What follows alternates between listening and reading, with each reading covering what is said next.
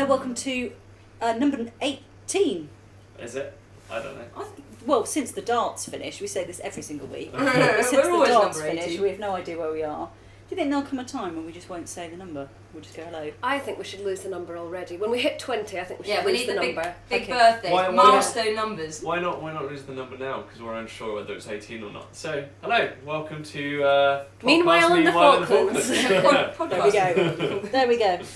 On our quest to become viral, we had a great idea. I had a great idea this week. Is it to bring Our the quest- ukulele in? Is No, that the ukulele is here. to become viral? No, our plan to come viral. We did last week read out the first chapter in my book, and I don't think it worked. So we won't be doing that again. So we're going to try a new tact, which is to get Thomas on the Hot Dudes Reading Twitter feed. Ooh. You're a hot dude. You're a hot dude. You can read. Can you read?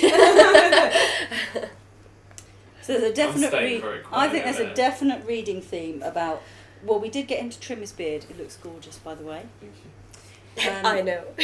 What do you read? I'm annoyed. I like the scruffy. Yeah. like Tom Hardy in Peaky Blinders. I was going for the that what you're doing? scruffy underground look. I've got that cap. You could have borrowed that You've got cap. a flat cap. We could have done the whole thing. My. Well, Yeah. look. How about I get a three-piece suit? Like Yeah. quite Good. 3D. That and will then please. Get, and then get, That will then please Get, one of our And you need the little listeners. chain. Yeah. The chain and I'll between get the eyes little here. chain. There Can we we go. do that? Good. We'll And sit you pass it outside the through. cathedral Sit me by the outside well the cathedral. with the I'll Wellbone Arch. Head down, sun beautifully showing us some shadows. Cane. on my You need a face. cane as well. Alex has one Book, with a book bird in one on it. hand. What are you going to read? What are you reading at the moment? At the moment, I am reading a fantasy series lent to me by the Crown Prosecutor. Oh, really? What's it called? It's by Raymond Feist. Oh, yeah. It's the. Give me the hand. It's the. Give me the hand. No. Yes, but it's the next series. So it's not the Magician series. It's the Mistress of the Empire series. So it's more based on That the sounds a other. bit saucy. Based on the other world. No, it's about women empowerment. It's how men control her world, and she's like, "Nah, mate, I'm gonna step up and I'm gonna control it." Yeah. So how many? Which book are you in? Book I'm one? or about two? 100 pages away from the end of the trilogy. It's getting all very heated at the moment. A lot of people have died. Right. It got very leery, and her kids might die. Oh God, that's not nice. Yeah, I know. Well, I don't know whether I could help there are with that. assassins going after her, so she's got to protect her kids. Ooh. Yeah. Is that a spoiler alert? Really? Should we? Put You just that? ruined the book for him. Yeah. Not really. I can ruin the book even more if you No, want. No. What are you reading at the moment? Ellen Oliphant. Who'd what? And you know, Caiti listened to it as an audiobook, and my mum gave it to me for my birthday, which was in June, and I haven't picked it up. So I was like, right, I've got to pick it up now because it's August. And what's it called? Eleanor Oliphant. But I've only just started it. Oliphant, like, is No, that a you- funny way how to say elephant? Yeah, a little bit. But Eleanor the Oliphant. to be honest, I finished Silence of the Lambs that you lent me, and I thought that was really, How good really is the book? good. Really good. So and I easy know to that's read. the third one. Mm-hmm. That's not even the fact. There's two more but before that. It's the prequel. So with I'm Grey on, Arthur, yeah. So I'm gonna see if I can track down at the book sale on Saturday. Oh, topical. Plug. Yeah. See if I can track down. But you curled up your nose when you said about the one you're reading at the moment. Yeah, no, it's a bit. Are you the sort of person that can What? leave that Yeah. and go on to a pick different something else, book? Yeah. Oh no, I have to finish. No, It's I horrible. knew that of I you. can hate a book, but I have to read it to the last page. It depends on what it is, though. If it's something that's a bit tatty, or you think, oh, there's no, you're not invested in the characters or anything. I find it quite easy to be like, no. Yeah. No. But then I prefer to read non-fiction, so like biographies and autobiographies, and I also quite like reference books, which sounds terribly boring. But things There about she is in the politics. corner reading her Not like thesaurus, yeah, no, Britannica. but like stuff like about journalism. I like reading like things that I had this book on Al Jazeera that was really interesting. You know, things about politics or things that are going on in the world. We'll try and remember what these books are, listener, Yes. and put them on our Facebook page so you can see We what can they have are. a book list. Could we have Book of the month. I was going to say monthly book lists. Artists do that all the time. They're monthly Well, songs. we're moving over to Caiti now, who said the most extraordinary phrase this morning about the book you were reading that it made you feel funny. What's all that about? I'm actually reading a book that Tom lent me as well, so you're Paula. just our library at the I moment. am literally FITV's library. Yeah. Do you want one, Paula? I can hook you up. I'll tell you what I'm reading in a minute. And it's called Never Let Me Go, but it's quite. I've just hit the page. Is it YA? Because I can't cope with that. No, Okay. but I've just hit the page that says part 2, so I'm officially sort of meant to be into it. I have no idea what's going on, but I feel extremely invested in this story. I feel like I'm part of the story, but also I feel nervous, like how the characters are currently feeling nervous where I am in the story. I'm feeling that nervous and sort of anxious way that they're feeling at the minute, which is unsettling but also really, really makes me invested in the story. That's a film, isn't it? Yes. Never Let Me Go. And Is it's it? about... Oh. It's got What, Keira same- Knightley Yeah, and Andrew Keira- Garfield. Don't say what Really it's good. about. No, I'm Because not, but it's really... It's a... Okay. But Good. it's the whole point of the story is to make you feel like, as exactly as Caiti said, like you're in the character shoes, like you aren't quite sure what's going on. And I have to say, from until about 10 pages from the end, you're not even Oh, sure. I'm getting goosebumps. You're not even sure what's going on. Okay. And then I'm yeah, not there's sure the I big. like that kind of book. Oh, it What, literally. that you're written invested so in? well. A No, book it was- that you're it's invested the in? kind of book that you can't put down because literally the whole way through you're like, what on earth is Which going is why on? Katie's got How's it it with gonna her happen? at work. But I'm not doing this thing yeah. where I'm carrying it from room to room with me. Even if I know I don't have time to read, I'm like taking it into the bathroom and then taking it to the kitchen. It's Just like, in case there's just an in extra case 5 there's a minutes. second where I can get another page in. What are you reading at the minute? Well, I was a Stephen King virgin. Oh wow. I will admit You've it. never read I've Stephen never King? read No, I Stephen wasn't King. reading. And I was talking to Ginny Carlin, who works at BFBS, and she had just listened to the audiobook of The Outsider. Is that his new Oh, one? I remember. And said it was this. brilliant. So I've downloaded the Kindle book, and Outsider. yeah. Ah, so you've gone straight for a new one Yeah, rather you're than not going for a going classic. back I'm to not sure dabbling in that's. one of the I'm classics. not sure that's what I should do. Do you I'll think I should start go from a back? Do classic. you think Ah, I I should go mean, back to like, Carrie or something? oh, the first one. Carry The first on. one you've got to read is Hotel Red Rum. Red What's the Rum, finger? the What's film. the finger thing? Red Rum. Oh my What's the god! film? It's not going to terrify me, is it? Here's Johnny. Come on. Oh, no, it's not called Hotel. It's that's Shining. The Shining. The Shining. Hotel- I thought it was Hotel something. No, because they're in a hotel. Here's It's John. completely- The The Shining. The You've got to read Shining. it. Shining is- Sorry, this is Gotta read The totally Shining. nothing to do with the Falklands. So people who are listening to this thinking it's about the Falklands. The Shining, because we watched Ready Player One the other day, and that's got a whole load of Great Shining references, which I have not got. Did you know? No, I've got no Oh. idea. The two girls and the queue, and I would have gone after them and went, don't go in that elevator. No, Whatever. the Shining's good as a film.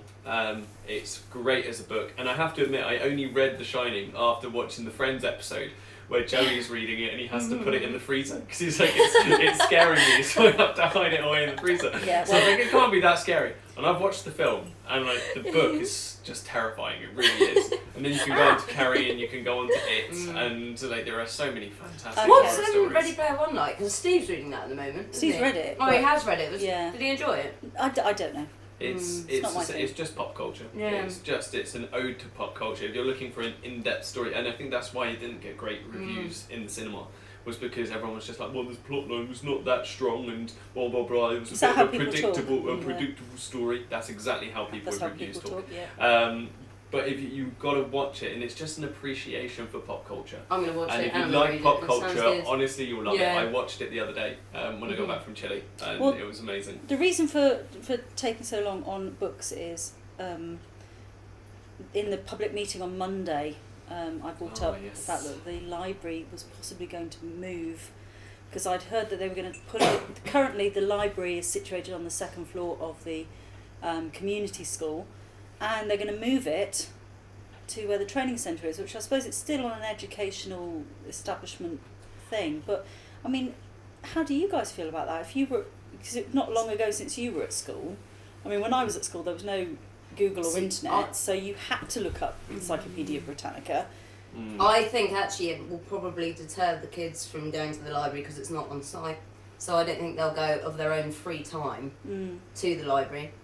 Unless they organise like a weekly trip where all the kids go up to the library and pick a book or whatever, I think people will think, well, it's a bit far for me to walk, even though it's 5 minutes And that's how round the people corner. talk around here as well. Yep. With that kind Yeah, that money. Exactly that. But I think that's what it will be, because it's too far away, and it's not because it's not direct for them. They just think, well, But when you were at school, because obviously you were at school, you know, most recently, if you were in other lessons, were you sent to the library to do research and stuff?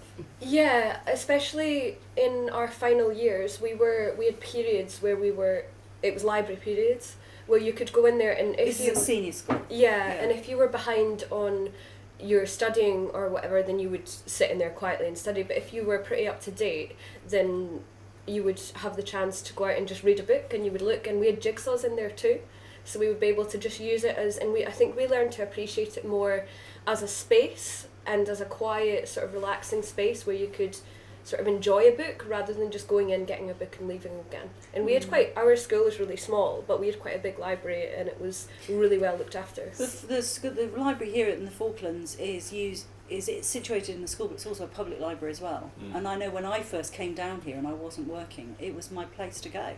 Partly because Colleen is just a legend and she's fantastic. Yeah. But also there were magazines there and videos and DVDs. But from what I can remember, I don't think they've actually got a big study space, quote me if I'm wrong.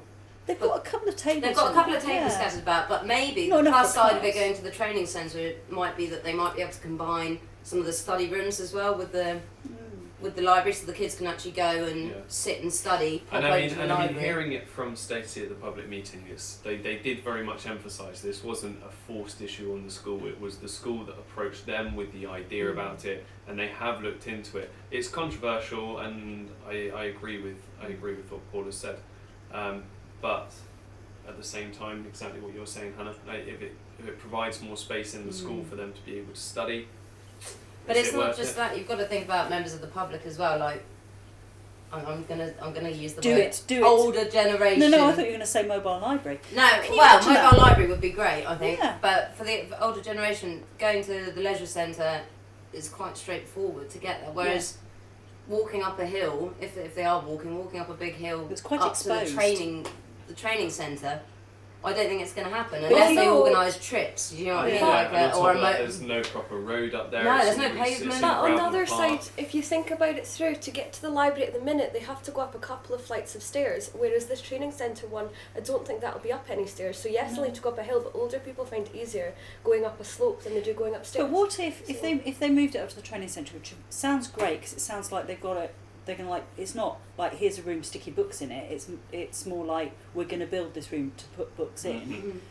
What if they did have a mobile library? Oh God, mobile And library it would be parked great. up at the Jetty Centre car park every Thursday morning or Or something. even did rounds. Yeah. You know, went to, I don't know, the kids youth, the shack, the youth place. Went to the school. Went to the vulnerable persons Could go unit. to Do you know what I Kids' mean? Went to go. Do you know? Yeah, I even went like out to that. camp and just did like a little loop where people could go And it and wouldn't return have- their books Yeah, and and it pick up wouldn't books. have to be often. They'd only have to do it like once a month or something. Yeah. Like, it'd be one day That's a our month, next like crusade. an 8-hour drive as you go around delivering books. Yeah. Stacey Bragger. That's who I'm going to get Right, onto. do you know what? That's going to be our next crusade. I think. Mobile Let's just library. leave the knitting needles because I don't think the military were up for that. So let's do library instead. Anyway, also on our quest to go viral is our alphabeticalised careers. Alphabeticalised. Give me the word. I don't know. I'm just sort of laughing at your attempt at alphabeticalised. Yeah, that one. Alphabetized. That'll do. I think that was nearest enough. Yeah. So C. Wait and see. So we are here with Lee Summers, who's Hello. the FIC cafe manager, and he's going to tell us all about how he got to where he is now. So I didn't actually start off working as a cafe manager. Originally, after school, I went to university and studied physics. After that, I found myself doing a few jobs around the place, and then found myself working with food. And eventually moved to the Falkland Islands, started off in the West Store behind the deli counter, and then found myself in Crozier Place Cafe when that first opened, and then ended up overseeing all of the FIC cafes and deli. And how many years have you been in the Falkland Islands? Oh, that's 3 years now. 3 long years. So you've been doing your job for a very long time. Oh, cheers. If somebody wanted to do your job in the Falkland Islands, if there's a person sitting out there listening to Meanwhile in the Falklands, how could they go about doing that? The most important thing is definitely going to be customer service. So customer service anywhere at all. And then having that passion to want to work with food. It can be some long hours, it can be unsocial hours, weekends. So you've really got to have that passion that means that you want to work those times with food, with customers, and do all that interaction that goes along with it. So what does your average day actually entail as a cafe manager? Are you cooking staff, or are you behind the scenes, or are you doing a bit of everything, managing people? You know what, no day is ever going to be exactly the same. So I could spend tomorrow morning making breakfast rolls to go for sale in the West Store, then find myself going online and looking for a new supplier to bring new products into the island. Then after lunch I could be doing rotas for the following week and hiring new staff, and then I could get samples of new products that they want to sell in a cafe or down in the West Store and have to price those up ready for sale. So do you get to eat lots of good food on a regular basis? On a regular basis I do get to eat a lot of testers. I can't obviously eat Sounds eat like a whole dream lot. job, like an absolute dream job. You know what, we have some very talented people that can produce some really, really exciting flavours. Obviously we have some trouble in the Falklands with fresh produce, and so some of the things that they come up with that try and get around what we are missing with things that we do have, it's very ingenious. So for someone to be able to get the sort of qualifications and experience that you've got to be able to get your job, do you think that they can get that here in the Falkland Islands, or do you think they would maybe need to go back to the UK or elsewhere in order to get these things? I think a lot of it is down to hard work and passion. So if you wanted to be a professional chef, then yes, you would want to go and do a full professional chef qualification in the UK. If you actually wanted to do something a bit more managerial that doesn't necessarily have the depth of experience as a chef would have in food production, but more overseeing businesses and managing businesses as a whole, then I'm sure you can get the majority of the experience, but of course there's business management degrees and things like that available. Your job sounds quite good because it sounds as though it's a mix of like hands-on stuff as well as managing stuff, so you're not just behind the scenes, you can actually do stuff and make stuff and touch food. That's it. You can be involved absolutely anywhere, so there can be a lot of mathematics involved one day, having to like price things up, see how much they're all going to cost. Then the next day, you know, you can be there like arms deep in some dough, pummeling it, making pizzas, and just having a really fun time. You know, it's all about variety for me, and having a good time, having a laugh with all of your team, and making sure that they're all engaged and having a fun time as well. But it's good, I guess that's what keeps you interested and passionate about the job. Definitely, for sure. And the most important and final question that we're going to ask is, how much cake do you eat a day? Far too much. And yet at the same time, definitely not enough. Thank you very much, Lee. Thanks, Lee. No, thank you. So how did you guys find chatting with Lee? Oh, it was really good fun, and he answered our questions so well. He had so much to say as well. It was good. And surprisingly, his job doesn't just entail him managing people. It's actually, he's hands-on out the front as well. Every day sounds different. He's not just behind the scenes doing the admin and staffing the different cafes and stuff.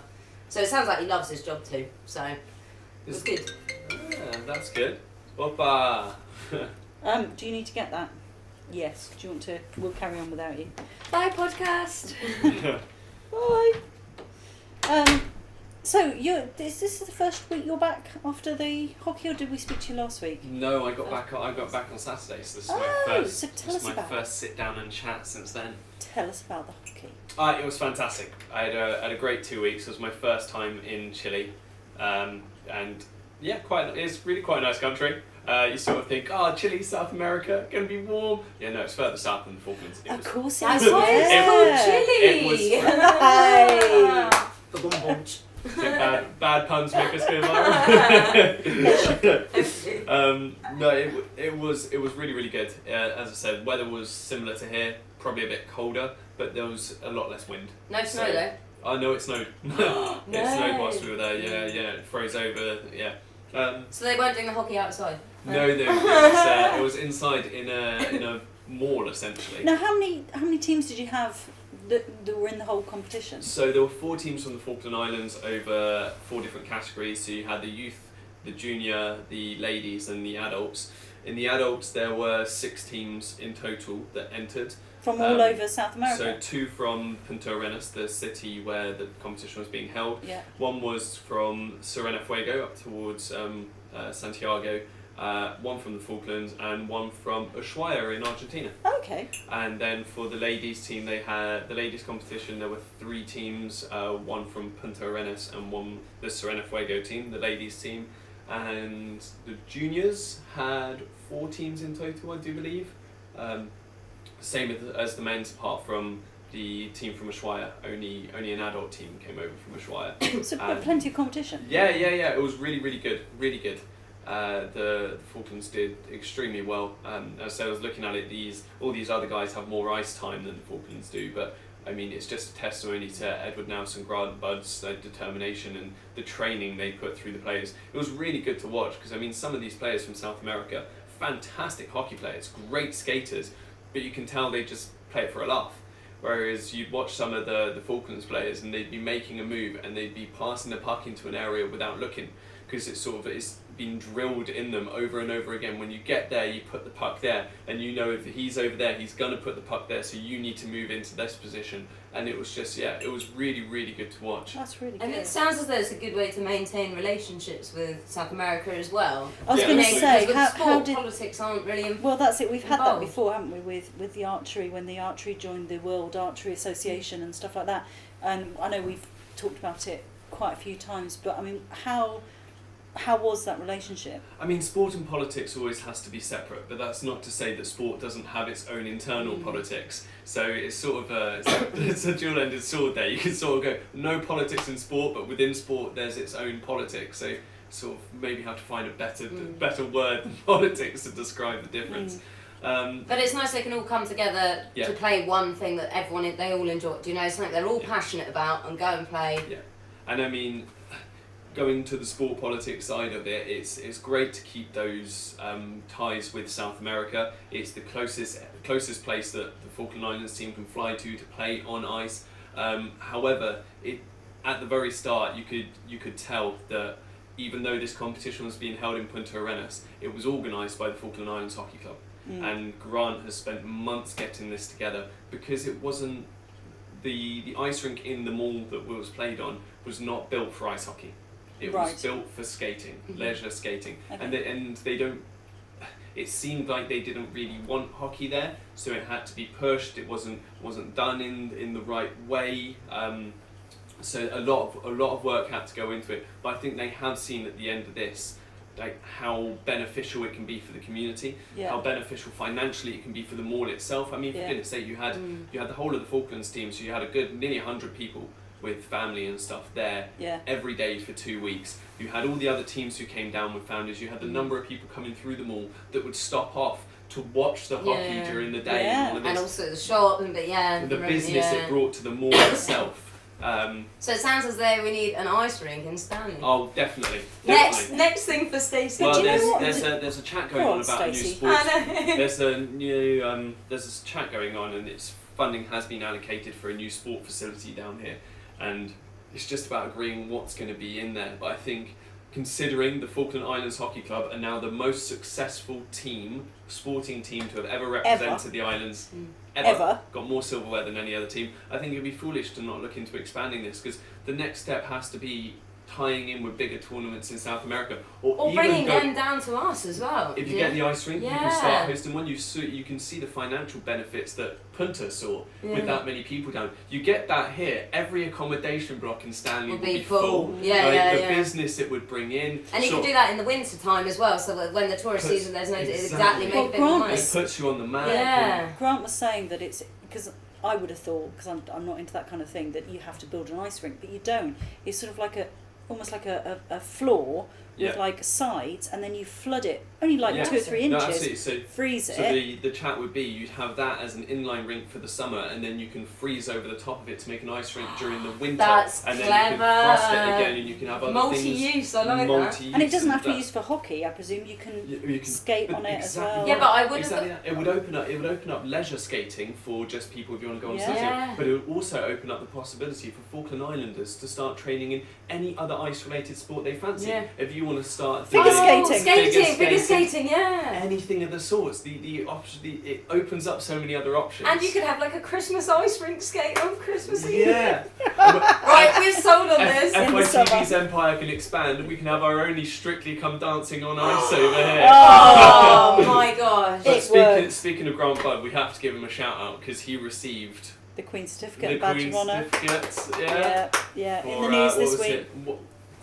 What was meritorious conduct? Meritorious conduct outside of his Do you know what? expected duties for what the contribution he's brought to the islands. Yeah. He's done such a fantastic job, and he is really a very humble guy. He's brilliant. That's what I love about him the most. He's great, and I did. For the going back to the meritorious word, when I was editing the programme this week, I was trying to pick up us saying the word every year for the past 7 years, because we do. Someone's got it. Yeah, we do always say for meritorious conduct. But there was some I couldn't find, and one time we said harmonious or something. Harmonious. Is that because much like Caiti, they had a little struggle to begin with to pronounce? Oh yes, so, yeah, we must say now Katie's gone out of the room. Diss her now, she's gone. Katie said we will now go over and speak to MLA Roger Spink. Emily Spink. It did sound like Emily Roger That's the Spink. Scottish lingo going there for you. So Emily Roger Spink. I didn't know Roger was his middle name. I'll have to ask him next time. And speaking of words, we also I was struggling this week trying to find a word for protege. Protege. We're not protege, a prodigy. When I was doing my badminton piece, young and I think Padawan. I was trying to describe. What do you say, Mr. Miyagi's? Saray. It was Mr. Miyagi's. I don't know. Most wonderful student. Oh yeah, was it Mr. Miyagi's most promising student or something like that? Yeah.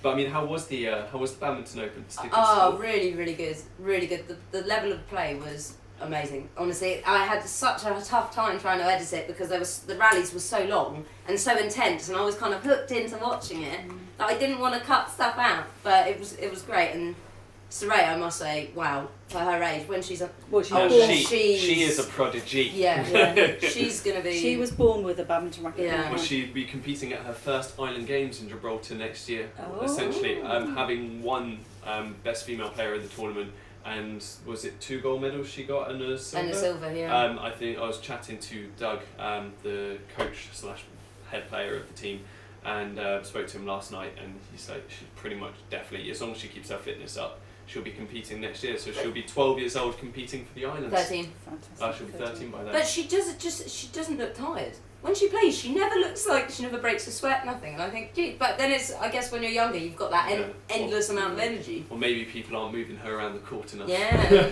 So on the programme this week, we've got the badminton open. Yeah, we've got little clips of Grant Budd in action on the inline skating rink. Yeah, showing off the hockey club.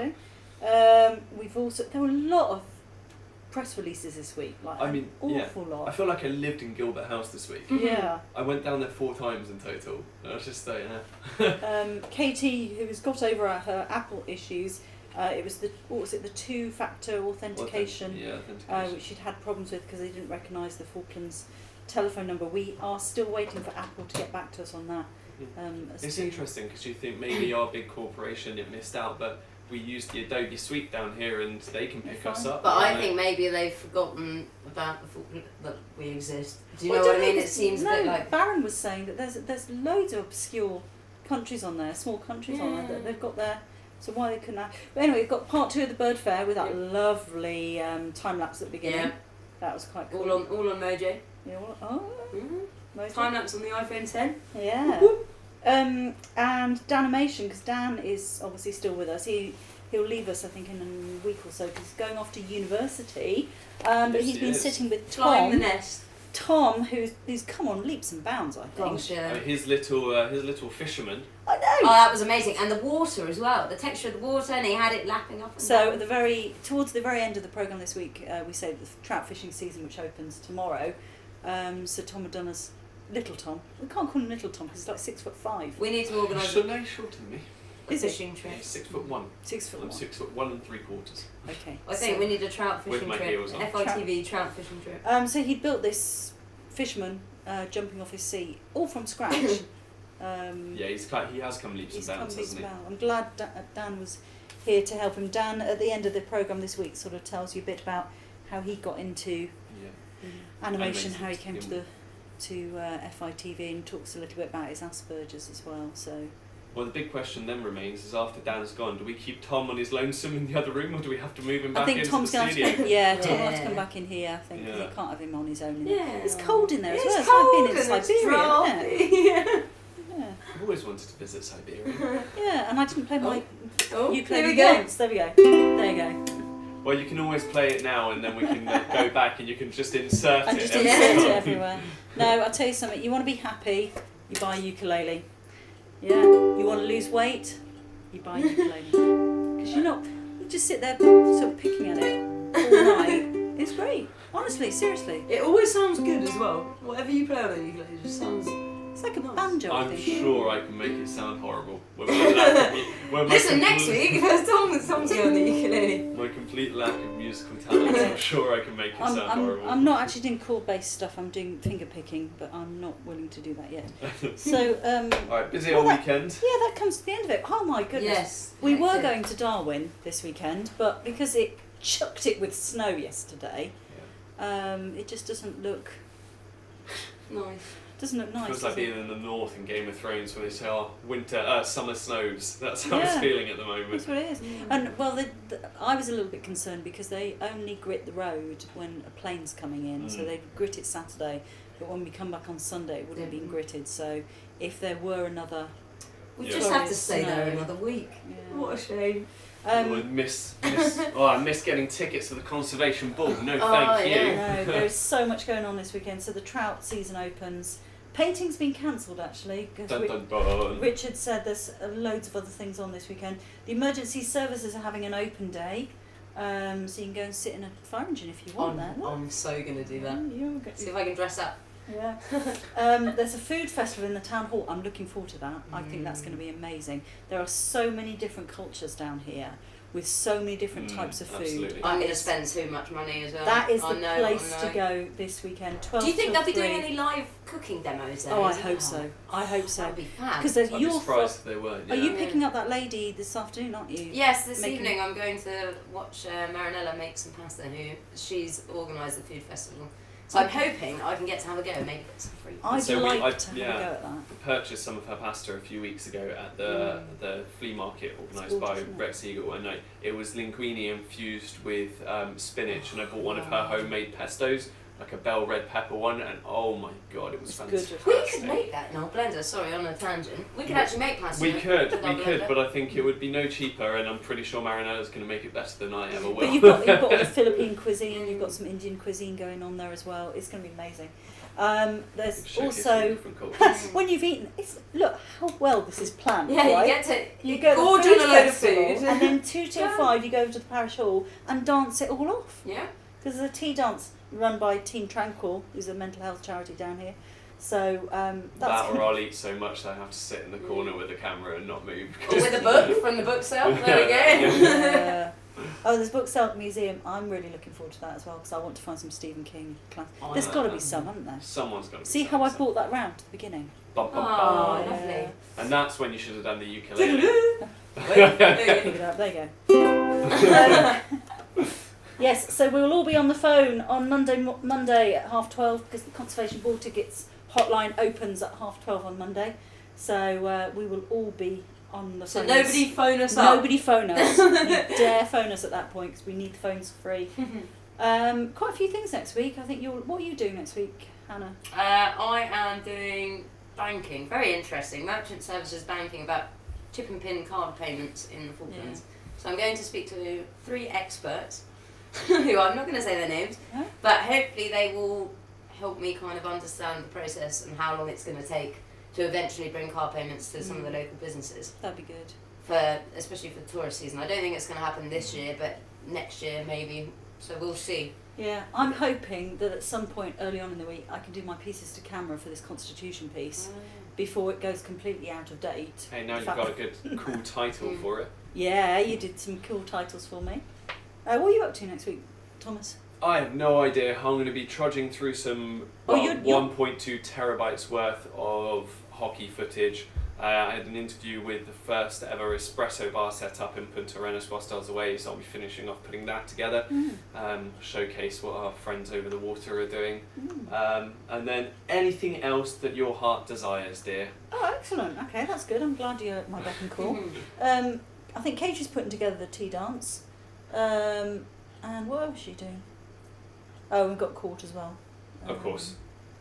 So, Court. yeah. Bad pun number 2. Yeah, and the fuel prices are announced on Saturday. Because obviously They Quite constantly exciting. go in I one know. direction. Do you know what? We could so do like a bingo thing, couldn't we? Or like a...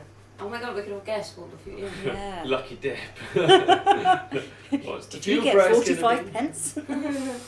Yes, that brings us to the end of this podcast, the number of which we have no idea. It doesn't matter It doesn't anymore matter. because we are established. No please- more beta listeners. Please like our Facebook page and everywhere else where you can I'd put a say thumbs definitely follow the Facebook page. iTunes. Track back to go and look at some of the hockey coverage. A lot of it was put on there. It's also the way we're going to be looking at covering a lot of sporting competitions. So definitely like that to keep up to date with Yeah, what we're if doing. you're listening to this and you don't subscribe to FITV, what are you doing with your life? Come on! Get to fitv.co.fk and you can subscribe. It's £6 a month. If you want to find out what we were talking about this week, you need to look at episode number 392. But our podcasts are free. See you next week. Bye. Bye.